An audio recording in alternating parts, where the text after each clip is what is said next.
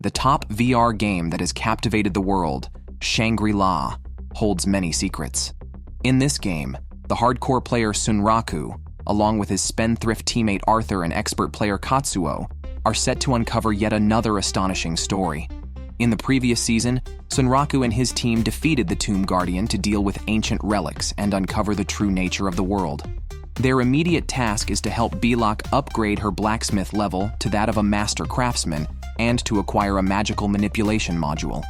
For this purpose, Sunraku, accompanied by 2 rabbits and a cat, ventured into a new map, the Ruins of Lost Glory. Here, Sunraku removed his disguise, and Emul eagerly reverted to her original form. The area is littered with abandoned steel pipes, seemingly constructed during the era of gods, sparking Sunraku's curiosity about why this ancient civilization perished.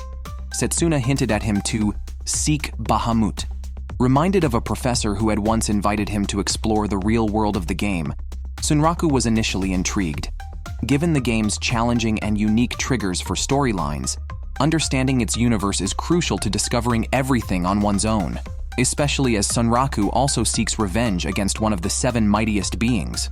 Eventually, Sunraku accepted the professor's invitation, but postponed joining him, citing other matters to attend to and suggesting the professor consult Arthur for more information. The professor left, and Sunraku felt no guilt about potentially betraying his teammates. He was eager to play with the items in his inventory. Just as they were about to search for the magical manipulation module, Belok stopped them. She had pre-investigated the area.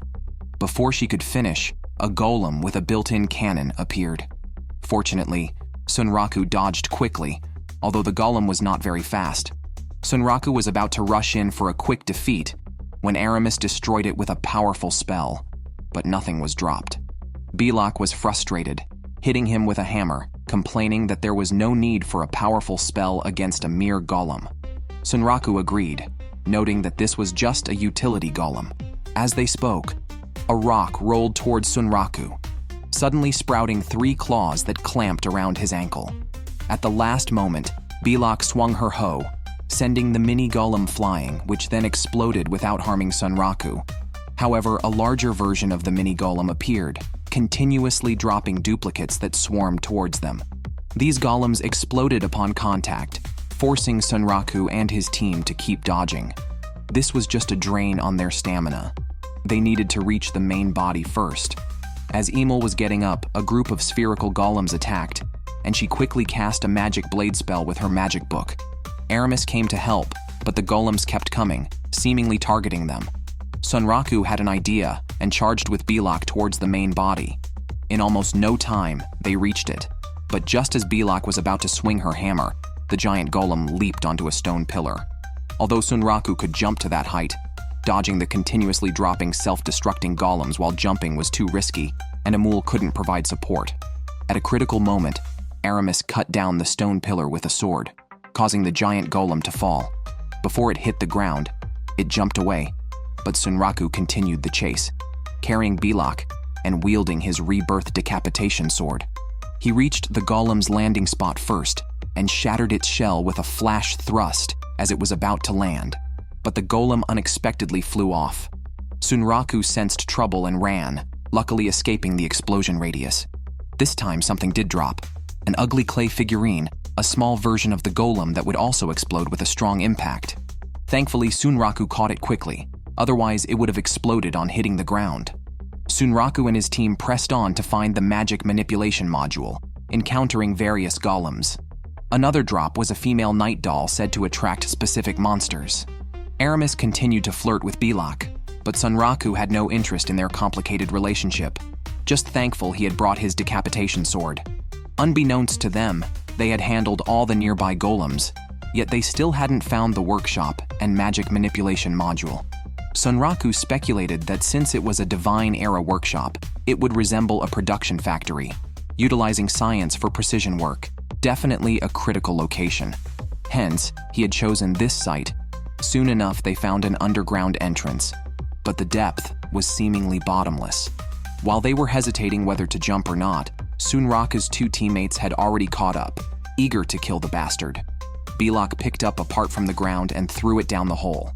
It took a long time to hear the echo, confirming the depth of the pit. Just as Sunraku was contemplating how to jump down, a voice suddenly said behind him that they had a rope. Sunraku turned around and saw his two former teammates, whom he had deceived, causing him to flee in fear. Unfortunately, Katsuo caught him by the neck and pulled him back. These two had found him through the shared storage they had access to. At this point, Sunraku could only kneel and beg for mercy, then introduced the two sides to each other. Belak was the unique blacksmith that Katsuo had desperately wanted but never obtained. Hearing the word unique, Katsuo broke down since he was the only one among the three who hadn't triggered a unique storyline. Now that the three were together, Sunraku simply recruited them to join his quest for the magic manipulation module and to repair the super reactor. Neither had any objections. Sunraku and Arthur immediately formed an alliance and urged Katsuo to jump down first. Katsuo had no choice but to obediently tie the rope. After all, he was an expert player. Surprisingly, the rope was just the right length. After landing and confirming there were no enemies around, he shouted up to the others. Once everyone was down, Katsuo led the way but accidentally triggered the security system. A golem resembling Weatheramon appeared, with the door right behind it. They realized they must defeat it. Aramis stepped forward to show off in front of Belak, but his powerful attack did no damage. However, it didn't matter since Sunraku and the other two were there. Sunraku threw a crosswind blade to shift the golem's focus onto himself and advanced with Katsuo. Belak followed closely, and they both struck the golem from either side. Meanwhile, Sunraku moved behind the golem, which had two large hands shooting cannonballs. It seemed its primary goal was to guard the door, but Katsuo and Belak's interference distracted it. With Emil and Aramis in front, the two launched their special moves. The golem, held down by Belak and Katsuo, couldn't deploy its shield. After taking a direct hit, its body cracked. Arthur seized the opportunity to throw a javelin straight into the crack. The final attacks from the guards were overwhelming. They all laughed together. Arthur retrieved his weapon, a holy spear, one of only 5 hero weapons in the game that could unlock the hero class. Sunraku couldn't help but comment that with Arthur as a hero, the game was doomed. While they bantered, Katsuo was busy unlocking the door. He had a treasure hunter skill for picking locks, though it had a high failure rate, shocking him every time he failed. Fortunately, Katsuo persisted and eventually opened the door, revealing an intact manufacturing facility with precision instruments. The group decided to split up to search for the magic manipulation component. Sunraku approached a machine and randomly pressed a button, resulting in a holographic projection of a monster with an odd shape. Wondering if it was an enemy the locals had once fought, Sunraku, not very knowledgeable about the world, didn't delve deeper. After a long search with no clues, Emil grabbed Sunraku, wearing a disc on her head, and asked if she looked cool. It was something she found under a table. Just as Sunraku was about to discard this useless item, Belak, explaining what the magic manipulation component looked like, caught a glimpse of it and shouted that it was the item they were searching for. Sunraku and Emil were thrilled and began to dance with joy, planning to rush back to Rabbits. But Arthur and Katsuo restrained them, reminding him of something he had mentioned in an email. Sunraku then had to follow them. After the Weatheramon incident, their related issues became public, causing considerable trouble for Arthur and Katsuo. A group of people were surrounding them, looking for Sunraku. To be precise, they were looking for a rabbit. Katsuo got tangled up by the zoo. Arthur, on the other hand, was entangled by the team of Sunraku's little fangirls. Sunraku inadvertently slipped up and revealed their information to the old man who liked Lolis. At first, Arthur was somewhat upset, but then he thought, maybe they could use this situation to their advantage. They handed the magic manipulation component to Belak, and the three temporarily returned to town. To avoid exposing their identities, Sunraku had to wear this ridiculous outfit in the streets. After arriving in town, Belak and Aramis left first, but Emil insisted on following Sunraku. Just as they finished talking about the zoo, the group of furry weirdos appeared in front of them. The leader was particularly imposing, shouting Emil's name and charging towards Sunraku. Sunraku, terrified, picked up Emil and ran but was stopped by Katsuo and Arthur. Good brothers are there to backstab each other, right? And the quirky group caught up.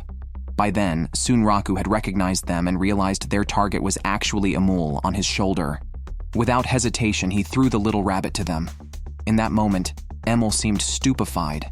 After all, even mascots are betrayed. and Emil could no longer escape the leader's embrace.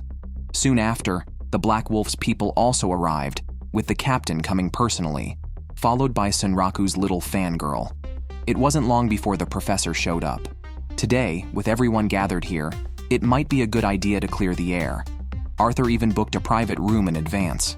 Representatives from the various factions were present, with the 4 major powers meeting together. The Black Wolf captain got straight to the point. They wanted information about the special monster Lucaon. In exchange, they would provide a method to lift Lucaon's curse. Sunraku was immediately interested, and the Black Wolf's ultimate goal was to defeat the nocturnal Lucaon. Unfortunately, so far, no unique monster had been defeated head-on. Considering future freedom to equip, Sunraku began to think about how much information he could reveal, given the unique storylines he held. First, he couldn't leak any information about the rabbits. Otherwise, if the perverted leader found out, his gaming life would be completely ruined. But Katsuo and Arthur already knew about Belok and Aramis. Arthur was more mentally agile than Katsuo, so he couldn't take it lightly. Thus, only the information about Weatheramon and Lucaon remained. Sunraku chose his words carefully, firstly stating that unique monsters couldn't just be defeated through battle, like the previously defeated Weatheramon. To challenge it, one must accept a unique storyline quest, and unique monsters are the core of unique storylines. Lucaon was encountered randomly. The Black Wolf captain speculated that the specific storyline might be hidden on a new continent added after a major update. Arthur did not completely deny this possibility, but she believed the exclusive storylines on the new continent would involve 2 yet-to-be-discovered unique monsters. At this point, it was the professor's turn to speak. Currently, information on the 7 strongest types of confirmed unique monsters has been shared. First, there is the nocturnal Lucaon, a unique wolf-like monster. Second is the Abyssal Catanid, an octopus-like unique monster.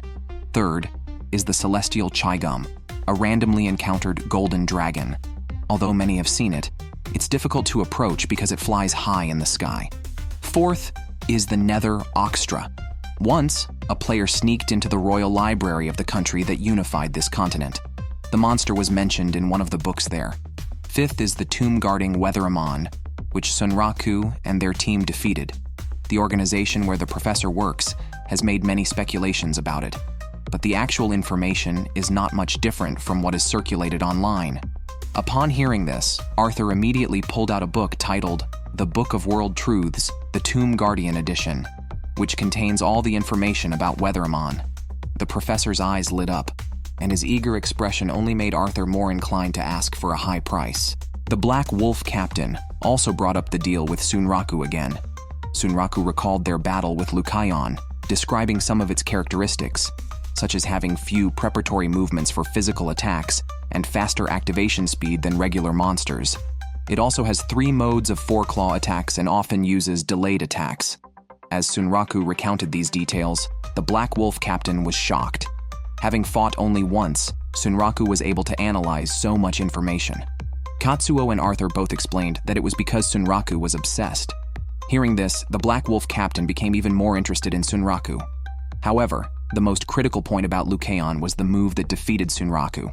At that time, Sunraku was clearly out of the attack range, yet his legs were suddenly cut off without even knowing what hit him. Therefore, Lucaon might have some special ability. What exactly it is, they still don't know. But if they could fight it again, Sunraku felt he could analyze more information. Suddenly, the Black Wolf captain had an idea. Knowing that Sunraku and their team had formed a group called Travel Wolves, and since they were all wolves, why not collaborate? But before he could finish speaking, he was interrupted by the zoo director. The others had already stated their needs, and it was their turn now. Their zoo had only one proposal, which was about the kingdom of deadly rabbits. Rabbits. Sunraku suddenly stood up. The information he had painstakingly concealed was just revealed. Fortunately, the zoo was just a group of weirdos. They were not interested in unique storylines, but only wanted to go to rabbits to pet rabbits. Apparently, their group had also tried to go to rabbits before. The most well-known way was through the unique storyline, Journey to the Rabbit Kingdom. However, if they defeated the storyline boss attacking rabbits, the rabbits would forcibly expel them, and they could never enter again. But Sunraku was not only able to bring talking deadly rabbits outside, but could also repeatedly enter and exit rabbits, which meant he definitely knew some method they didn't. If Sunraku was willing to reveal it, their group could meet all his demands. Sunraku was overwhelmed, but knew he couldn't reveal the special storyline he triggered. He suggested the captain ask Emul instead. However, Emul was already overwhelmed and faint. Sunraku whispered devilishly in her ear, "Want unlimited rabbit special Sundays?" Instantly, Emul woke up, forgetting the pain from before. Sunraku asked her directly if someone expelled after defeating the boss could re-enter rabbits. Emul mentioned it involved rabbits' politics, and she couldn't give a clear answer. However, she suggested Sunraku ask Edward, the current king of rabbits, confusing Sunraku because he thought the leader was another person. Maybe the leadership had passed to his son. He asked Emul to inquire from her brother Edward, which seemed a good escape from the captain's clutches for her, and she hurried back. The matter was temporarily settled. Across the room, Arthur and the professor completed their deal. The professor had spent a fortune on a book. Their conversation ended, and Arthur took control, proposing to establish a battle team alliance with the initial teams being their current groups. Surprisingly, everyone agreed and took an alliance oath on the spot. After the others left, only Sunraku, Katsuo, and Arthur remained. Katsuo felt Sunraku had given up their information too easily, not realizing how rare it was to grasp an opponent's patterns, especially for unique monsters. This trade was not equal. Arthur, however, didn't see it as a big issue. The current problem was with the zoo group, who might not distinguish between NPCs and monsters. If they got access to rabbits, it might cause a disaster. Arthur wanted Sunraku to be cautious about sharing information. Sunraku agreed, seeing the alliance as beneficial. Their team had advantages. They were the first to complete a unique storyline, had information on Bahamut, held the storage key and its legacy gear, monopolized the ancient craftsman profession exclusive to Bilak, and had exclusive information on rabbits. Even revealing one could be impactful.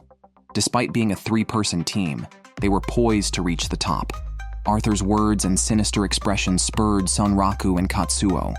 They had secrets from each other, like the Rabbit Kingdom information Sunraku hadn't shared with Arthur and Katsuo. After their discussion, they parted ways. Sunraku then remembered Emul hadn't returned, deciding to visit rabbits first. Sunraku planned to gather some materials before heading back. He went to the habitat of the crystal scorpions again, lured all the monsters together, and immediately teleported them to a containment space. This caused the scorpions to collide with each other, resulting in mutual destruction. After a while, he went out again. However, he saw no materials around.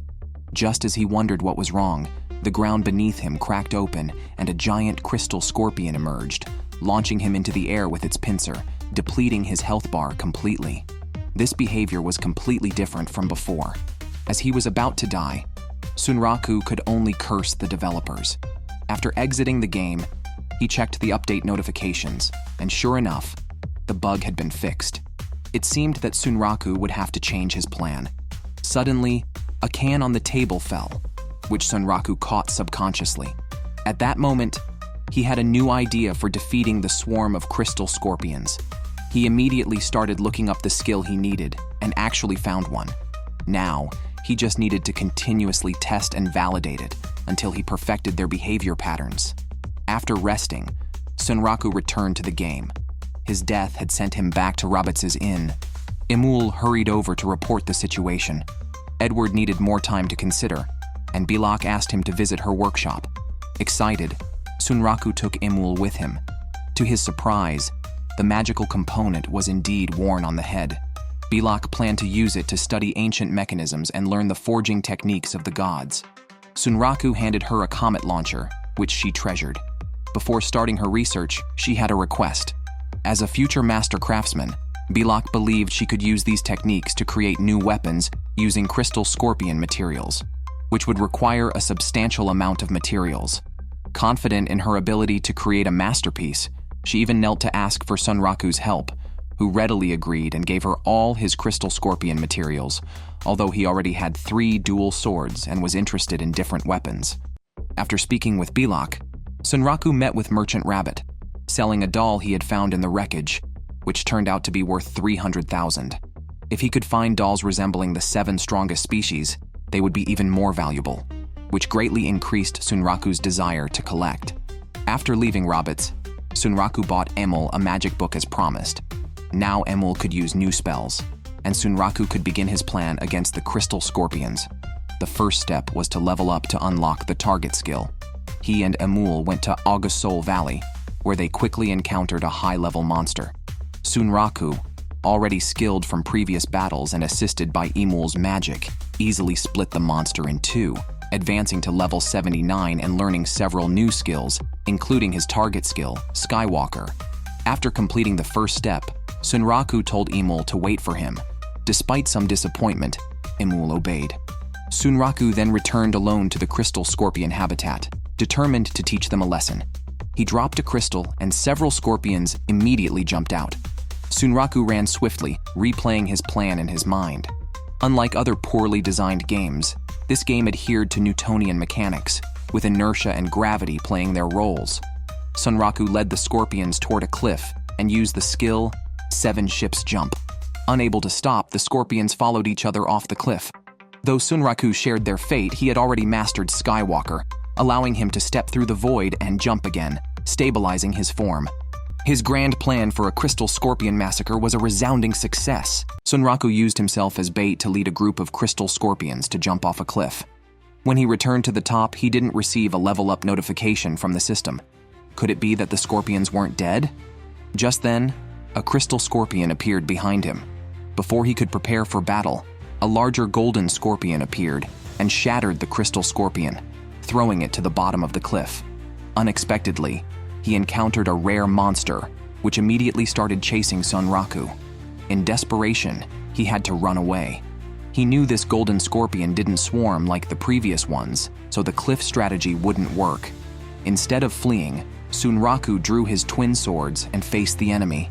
His dagger made a crisp sound upon touching the golden scorpion's body.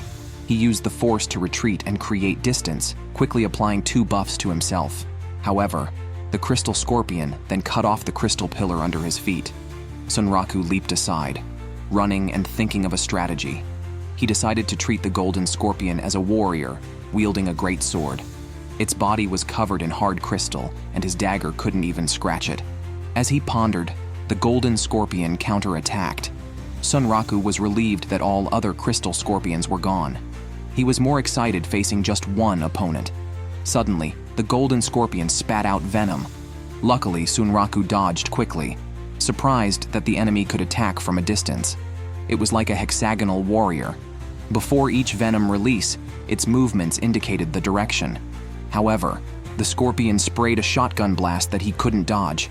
In a critical moment, Sunraku had to instantly teleport back to his storage space, using the time to think of a strategy. He had only 6 teleportation dodges available and had to use each one wisely. Returning to the battlefield, Sunraku observed the main weapon of the golden scorpion was its spike. If he could deal with the spike, he could dominate the battle. He also discovered a weak spot in the crystal shell. The hard shell had several gaps. Aiming for these gaps might break the shell. So Sunraku switched to the Emperor B twin swords, one of which had a corrosive attribute that could contaminate the attack area. He stabbed at a gap with a flash thrust, actually breaking a small piece of the shell. This boosted his confidence. The golden scorpion, injured, quickly retreated to higher ground. Its wound healed rapidly. How could a hexagonal warrior not have regenerative abilities? Sunraku wondered if it was also one of the strongest species, but he quickly calmed down. He was on a quest for revenge against Lucaon. There was no way he would lose to a mere rare species. Sunraku charged up the crystal pillar and stabbed at the gap in the needle again, but each time only inflicted minor damage. Every time a piece of the shell broke off, the golden scorpion would quickly retreat to heal its wounds, seemingly regenerating under the moonlight. This reminded Sunraku of Setsuna. Both seemed connected to the moon. Could this game be related to the moon? There was no time to think further, as the golden scorpion swooped down from above. Sunraku's priority was to stop the enemy's self-healing. He kept using flash thrusts, quickly wearing down the durability of his Emperor B twin swords. Sunraku had only 2 more teleports to his storage space left. With no other choice, he used his ultimate move. Mirror of the Moon, followed by a rapid attack skill, unleashing a barrage targeting the same wound. Despite the high damage, the large movements made dodging difficult. As expected, the Golden Scorpion spat out shotgun venom. Sunraku immediately returned to his storage space. When he re-emerged, the Scorpion was healing again. Sunraku couldn't let it succeed, so he threw a dagger, followed by activating 7 leaps, instantly appearing in front of the Scorpion and punching the hilt to deepen the wound. The impact sent the Scorpion flying down the cliff. Sunraku switched to his Rabbit Moon weapons, 2 daggers combined into one, and charged down, aiming for the Scorpion's spike and finally severing it. He quickly collected the loot, but the de-spired Golden Scorpion entered a berserk mode, surrounded by a swarm of crystal scorpions. With only 1 teleport left, Sunraku had already thought of a plan. He drew the Golden Scorpion's attention, leading it towards the cliff. Along the way, he touched the crystal pillars, spawning new crystal scorpions. Remembering that the Golden Scorpion had attacked the swarm when it first appeared, indicating they were enemies, he let them fight each other. Meanwhile, he continued to wear down the Golden Scorpion, leaving a dagger in its body before teleporting to his storage space.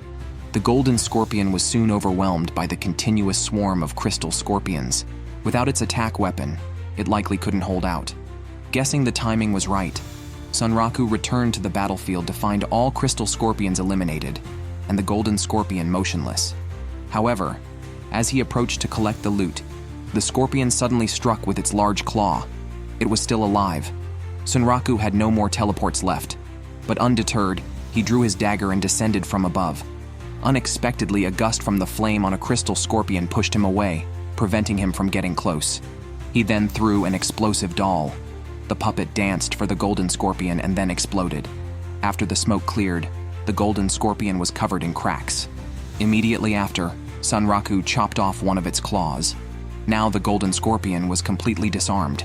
Dawn was approaching. Sunraku once again descended from the sky with his sword.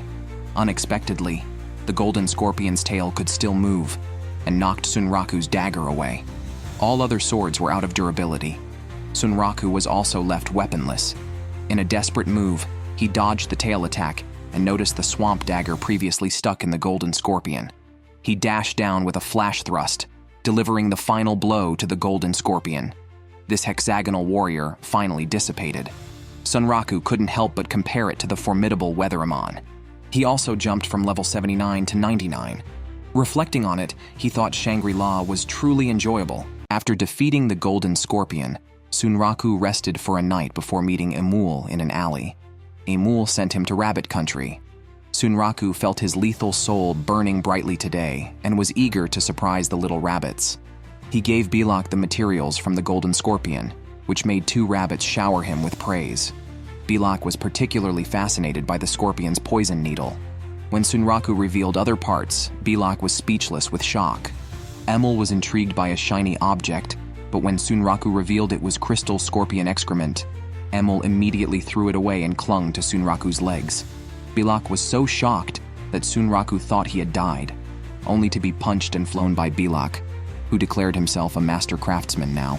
Belak had also repaired the super-spec ether reactor Sunraku had asked for. Sunraku, thrilled, spun around with Belak, as this meant he could now wear the legacy armor. He couldn't wait to wreak havoc in his science fiction mech suits.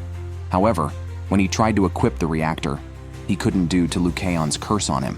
His excitement plummeted as he realized he couldn't use the gear, while his companions Arthur and Katsuo could enjoy them effortlessly. This made Sunraku decide to temporarily escape the game, knowing that without the reactor, the others couldn't operate the legacy armor either. This thought revived his spirits, though poor Emul would be left alone again. After leaving Shangri-La, Sunraku was downcast. It was now summer vacation and his sister was at home.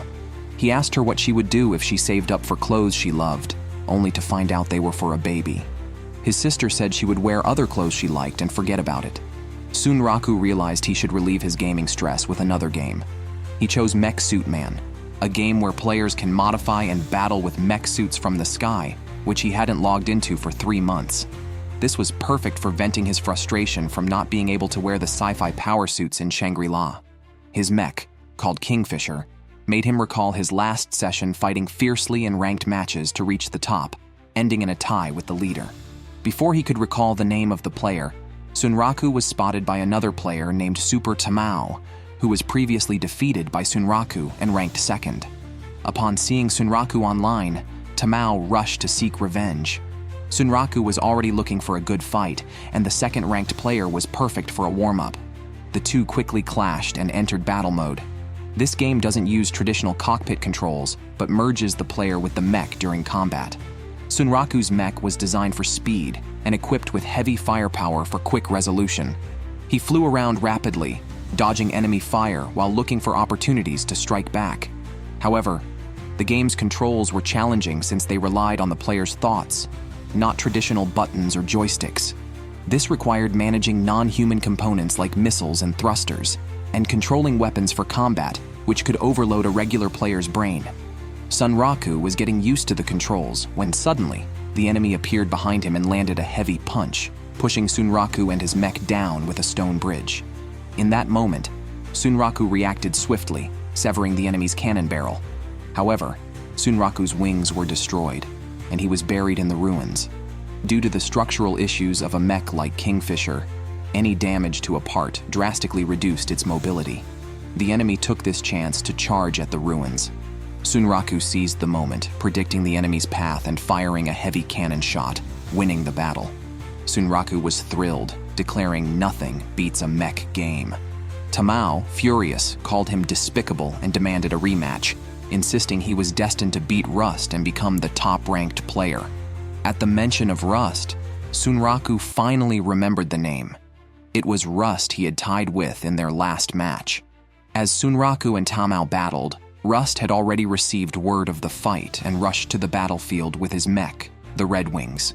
Since their last tie, Rust had been waiting for Sunraku to log on again, a wait that lasted 3 months. Rust confronted Sunraku about his absence, to which Sunraku casually replied that he might have found another terrible game.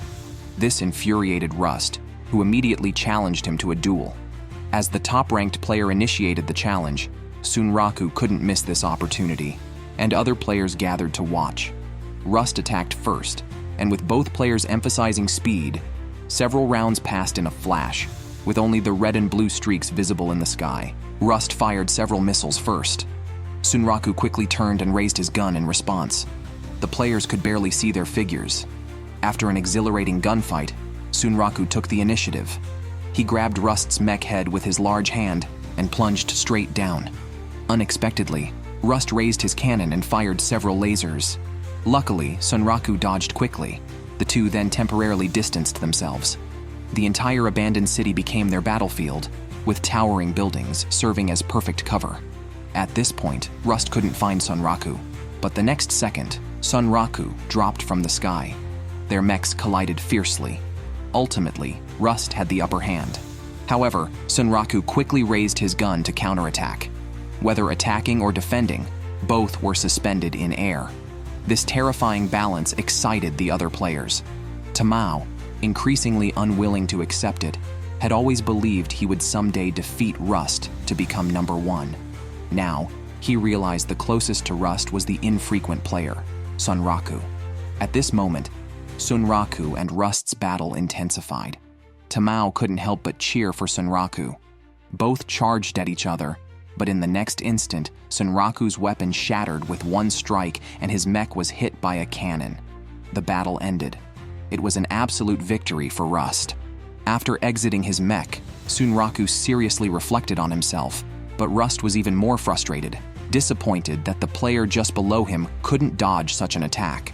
Sunraku didn't feel ashamed of losing the match. After all, he hadn't played for 3 months. Adapting immediately to such a high-speed, nauseating battle was unlikely. After these 2 battles, he planned to adjust his mech first. The game had also added some new parts over these 3 months. Rust wanted another round, but Sunraku directly refused. Seeing how Rust wanted to battle him, Sunraku said he could adjust his mech today and arranged to fight tomorrow. Rust agreed. Sunraku curiously asked Tamao why he was still using the same mech from 3 months ago. It turns out Rust has a rule. As long as he doesn't lose to anyone, he will continue using the same mech. This means Rust hasn't lost a single match in these 3 months, which ignited Sunraku's competitive spirit. Tamao also used this competitive spirit to coax Sunraku into another match with him, saying if he was willing, he would reveal Rust's true secret of strength. The background of the game starts with a giant descending one day, quickly destroying the city and engulfing everything with fire. The giant eventually exploded, but this was just the beginning. More giants kept arriving, pushing human civilization towards destruction. Humans discovered a technology to merge with giants, 200 years after the event known as the First Robot War, where humans piloted giants against wild ones. The wandering giants added in the game update are new materials that can be used to build mechs. Sunraku no longer plans to compete directly in speed with Rust. Instead, he's taking a different approach. Saying this, Sunraku prepares to go and capture one. Creating a new mech involves 3 steps. First, capturing a wild mech. Most of these are open-eyed individuals, but Sunraku needs a closed-eyed one, which he quickly captures.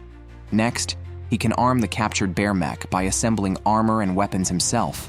Resources can be purchased from shops or the black market, or exchanged between players. Everyone is eager to see Sunraku's new mech, especially since they are keen to see someone defeat Rust and see Rust fight outside of his group, the Red Wings. This is also why Tamao has been helping Sunraku. Rust's the Red Wings are exquisitely crafted, especially for irregular movements. And Rust has an excellent intelligence officer who will surely inform her of Sunraku's movements. However, Sunraku has already devised a plan to counter the Red Wings. The next day, Rust arrives as promised, and all players gather. However, they do not see Sunraku initially. At that moment, a bulky white mech named Fiddler Crab slides in, a stark contrast to Sunraku's previous mech. Rust's partner immediately analyzes it, noting its powerful but slow, close-range large claw, which could be disadvantageous against the high-speed movements of the Red Wings. Only Tamao knows Sunraku's plan. Sunraku also warns Rust not to underestimate his new mech. Rust, eager to fight, does not respond. As the system announces the start of the battle, Rust immediately flies the Red Wings into the air and bombards the Fiddler Crab below. Though seemingly cumbersome, Fiddler Crab's sliding speed is not to be underestimated.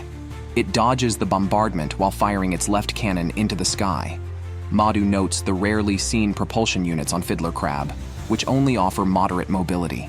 In the midst of the smoke, Sunraku charges out. Modu warns Rust to watch out for the head components of Fiddler Crab, which Rust notices but dismisses. Does he really think using obscure parts can lead to a surprise victory? However, in the next second, Sunraku's Fiddler Crab disappears from view. Tamao explains to the other players that it's using optical camouflage, which can hide the mech for several seconds as long as it doesn't enter attack mode. However, everyone knows the fatal flaw of optical camouflage. It can hide the mech, but not the effects of the propulsion. Thus, the Red Wings can still target Fiddler Crab for bombardment. This time, she fires several missiles, surrounding Fiddler Crab in flames. But Madu senses something off. Sunraku wouldn't have installed such obscure parts without anticipating this. Indeed, Rust fails to find Fiddler Crab in the explosion, nor any traces of it using propulsion to escape. Suddenly, Madu realizes something and urgently tells Rust to move away, but it's too late. Fiddler Crab's large claw clamps towards the Red Wings, which narrowly dodges, only losing an arm in the process. Fiddler Crab snapped off one of the Red Wing's arms with its claw, while Rust narrowly escaped. She couldn't understand how Sunraku managed to get close without her noticing. Madu, however, had already figured it out. The propulsion was merely a distraction. At the moment the optical camouflage deactivated, Sunraku switched his leg gear to gravity float feet, a new model updated 2 weeks ago. Though it switches between 2 types of foot gear and consumes a lot of energy, lowering mobility, it's rarely used in battle, making it an unexpected tactic by Sunraku. But Rust still sensed something was off. Sunraku had transformed his feet while dodging her attack, then used the moment the missiles hit to leap up, using the rising dust as cover to approach the Red Wings. This required extremely skilled maneuvering. Sunraku wasn't surprised that Rust saw through his tactic and temporarily used optical camouflage again, given its time limit. For Rust, it was just a matter of waiting at a height unreachable by the float feet until the camouflage wore off to attack. However, Rust chose to jump down to confront Sunraku directly, even with only one arm left. Sunraku then quickly moved around the Red Wings, but Rust captured the moment he attacked, turning and slicing off Fiddler Crab's large claw. However, this played right into Sunraku's hands. The next second, he shot a net, calling it his trump card, but the Red Wings dodged it instantly using the thrusters. Yet the net was just a trap, guiding her escape route where Sunraku was already waiting. Another large claw on Fiddler Crab then sawed off the Red Wings' thrusters. With Fiddler Crab's weight added, the Red Wings was pinned down and sawed relentlessly, unable to resist. Eventually, the battle ended with Sunraku's victory, and the players outside erupted in cheers, finally getting to see Rust's new mech. After several exhilarating battles, Sunraku had vented the pressure he had built up. Rust, not conceding defeat, noted that they had each won one battle, lost one, and tied one, so no clear winner was declared. But Sunraku had achieved his goal and was ready to return to his previous game. Other players tried to persuade him to stay, but when Sunraku mentioned he came to this game because he couldn't play with the robots in the other game, Rust let go, having played that game before too, but never finding a playable robot, which led her to quit. Surprisingly, it was Sunraku who had found one. Eager to make a deal, she offered to tell him about a unique monster, Catanid, and its special storyline in exchange for information about the robot. Sunraku had heard from a professor that the Abyssal Catanid is a unique octopus-like monster in the sea. No one has seen it in person yet. All information comes from delirious NPCs. Sunraku didn't immediately agree to the deal. He needed to confirm the usefulness of their information first. After all, the robots weren't exclusive to him. He had to consult Arthur and Katsuo first. Rust understood that their information had to be compelling enough for Sunraku to convince them. Modu then shared what they knew. In the 15th town, there is a unique quest called Abyssal Apostle. The quest involves accepting a mission from the so-called Pirate Stillwood to track a ghost ship. Rust and Modu had taken on this quest. Stillwood said the ghost ship would offer the humans it captured to the so-called Abyssal Lord. This sounded like Catanid, but they had only accepted the quest and had not completed it yet. Rust found it boring and quit. Sunraku thought the information lacked persuasiveness. However, if they could complete that quest and unlock the unique storyline EX, Sunraku wouldn't have to worry about Katsuo and Arthur's disagreement. He would also help. They agreed on this. However, Rust still preferred this game. Sunraku didn't say he wouldn't come back. Knowing Rust was using the Red Wings, he said if she created a new mech suit, he would log in again. Rust immediately pulled out a new mech model, causing Sunraku to break into a sweat, and the players witnessed another thrilling battle. After the game, Sunraku took off his glasses and went to sleep blissfully. Poor Emul was still home alone. Suddenly, her brother Hikuru appeared. Hikuru asked if Emul knew where their dad was, wanting to inform him that a highly skilled human pioneer had been recognized by the Golden Dragon King, Chigum. As he spoke, that person, a female player named Akane, came running over. The next day, Sunraku logged into the game, and Emil told him about this. It felt like the sky was falling. Aside from him, other players had also arrived at the Rabbit Mansion. His exclusive storyline EX Lethal Rabbit Epic might be discovered by that player. If this news spread online, even his trump card might be exposed. Sunraku immediately thought about what to do next. Consulting Arthur was not an option due to time constraints. He had to meet Rust and Modu in the 15th town at 8 a.m. the next day. He frantically pinched Emil's cheeks, asking her the player's name. Emil told him it was Akane. Sunraku had never heard of her. With 30 million players in the game, finding one was like finding a needle in a haystack. However, he decided to meet Akane first. Learning that Akane had logged out, he wanted to meet the Hikuru who brought her. Unfortunately, Hikuru had also left. Now Sunraku was truly out of options. Was he to gamble on Akane not leaking the information? Given the circumstances, Sunraku had no choice but to proceed as follows. He put aside the matter with Akane and prepared to rush to the 15th town. Starting from his current location, he would first have to traverse the path of fallen glory, and then pass through 2 other towns. Upon hearing about the long journey, Emul was very excited. However, Sunraku told her she needed to stay home this time because she had a very important task. Since Akane, eager to meet Boss, would likely visit the Rabbit Mansion again, Sunraku hoped Emul could find a way to keep her there longer. After explaining, he gave Emul a carrot, and she agreed immediately. At that moment, Belok, drawn by the noise, came over. He had finished crafting Sunraku's new weapon, the scintillating scorpion gauntlets, made from the materials of crystal and golden scorpions. It was Sunraku's largest weapon to date, but he had no time for Belok's chatter. Real battle would test the weapon's worth.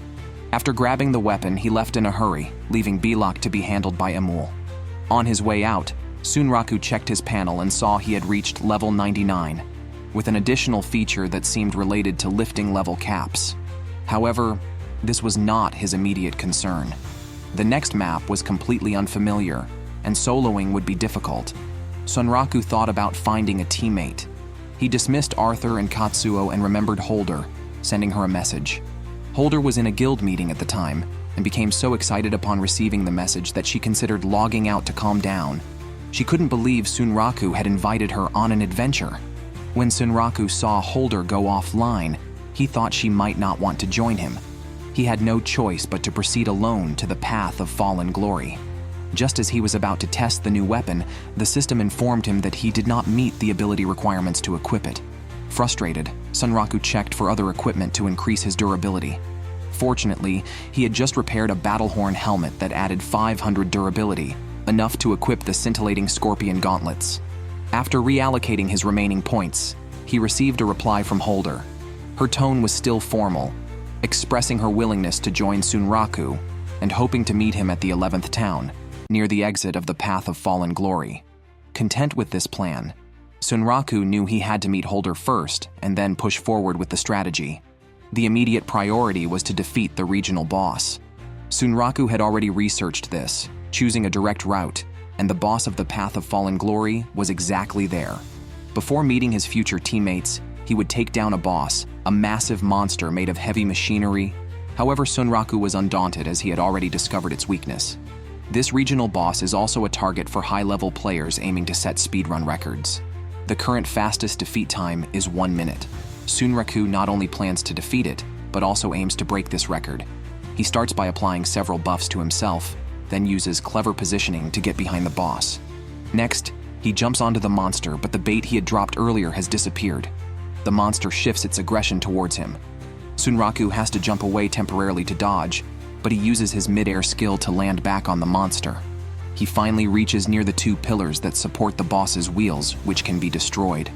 Once the pillars break, after all, he cannot be late for his meeting with Holder.